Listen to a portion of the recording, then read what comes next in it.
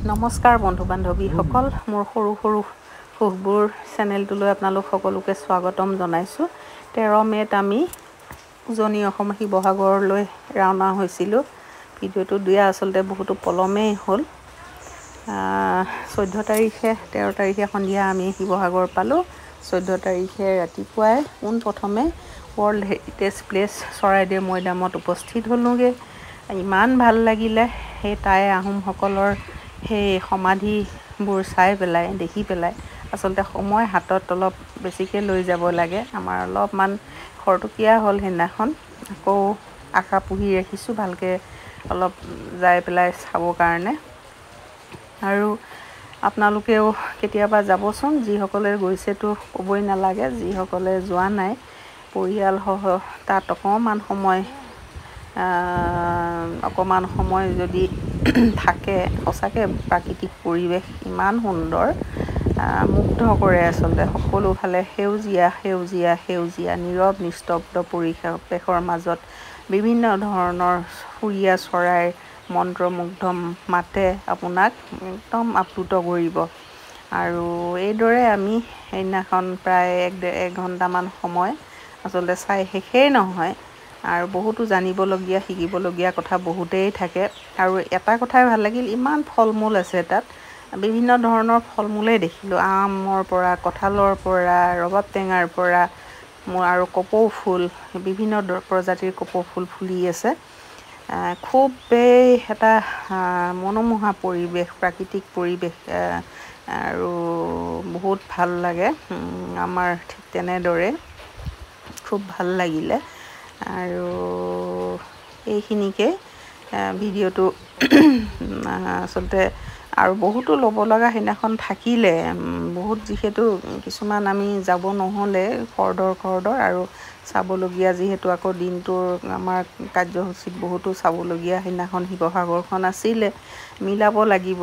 গতিকে সময়ৰ কথা থাকে নহয় জানো। খৰধৰকৈ আমি সেইদিনাখন তাৰ পৰা চাই পেলাই আকৌ বাকীখিনি আহিছোঁ। আৰু এয়াই আছিলে সেইদিনাখন আমাৰ চৰাইদেউ মৈদামৰ যি এটা পৰিৱেশ আমি উপভোগ কৰি আহিলোঁ।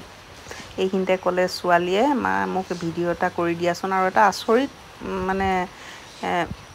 কথা, চৰাইদেউ মৈদামৰ সমাধিবিলাকতো বহুত আঁতৰে বহু বিঘা মাটি আঁতৰে আছে। আৰু লুঙলুঙীয়া পথ কিছুমান আছে, ইমান ধুনীয়া এই পথবিলাক, বহুত ভাল লাগে। আৰু তাৰোপৰি বিভিন্ন ধৰণৰ ফুল, তগৰ ফুল শাৰী মোমাই তামুলী আমোলমোলাই আছে তগৰ ফুলৰ গোন্ধই। মই তাৰে এটা ভিডিঅ' খৰধৰকৈ পটককৈ এটা ক্লিপ লৈছোঁ, যদিও ইমান ঠিক হোৱা নাই বাৰু। তথাপি আৰু বহুতো খৰধৰকৈ বস্তুবিলাক লোৱা হ'ল। আফচোচ থাকি গ'ল। আৰু যিয়ে নহওক, কেতিয়াবা পিছত গ'লে ভালদৰে ভিডিঅ' কৰি আনিব লাগিব বাৰু বস্তুবিলাক। যি আনিছোঁ স্মৃতি হিচাপে এইখিনি ৰাখি থৈছোঁ আৰু এইদৰে। আৰু বহুত আচলতে শিকিবলগীয়া কথা বহুতেই আছে।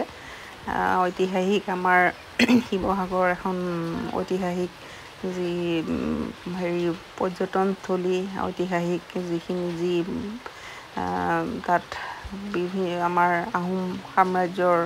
আহোমসকলৰ যি সাম্ৰাজ্যৰ সময়ত যি ৰাজধানী শিৱসাগৰ আছিলে, তাৰতো বহুতেই এতিয়া চৰাইদেউখন শিৱসাগৰৰ পৰা হ'লগৈ।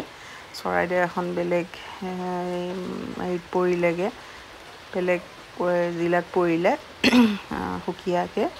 আৰু এইখিনি ভিতৰত যাব বিচাৰোঁতে সাপ এডাল দেখিলে ল'ৰাটোৱে, মোৰ সাপ এডাল দেখিলে, সেয়েহে ভিতৰলৈকে যোৱা নহ'লেগৈ। আধাৰ পৰা গৈ একদম কমপ্লিট ভিতৰ যাব নোৱাৰিলোঁ, ভয় লাগিলে। সাপডাল যিহেতু ওলোৱা বুলি দেখা বুলি সি ক'লে, সি একদম ভিতৰত গৈছিলে। যাওঁতে সাপ এডাল আছে বুলি ক'লে। হোৱাটো স্বাভাৱিক, তাত সুবিধা পায় সাপবিলাক থাকিবৰ কাৰণে, গুহা সদৃশ।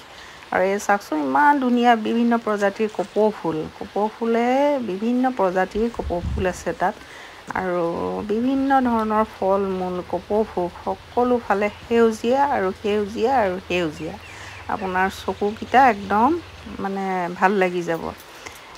1 ঘণ্টা বা আধা ঘণ্টা যদি তাত নীৰৱে বহে, আপোনাৰ পৰিয়ালসহ গৈ পেলাই অকণমান যদি তাত বহেগৈ বা নিজৰ কাৰণে অকণমান সময় উলিয়াই তাত বহেগৈ, কোনেও মানে সেই জেগাখিনি কোনেও মানে তাৰ নিজৰ আত্মসন্তুষ্টি, প্ৰাকৃতিক আত্মসন্তুষ্টি লৈহে আহিব, একদম মানে গেৰাণ্টি দি ক'ব পাৰি আৰু।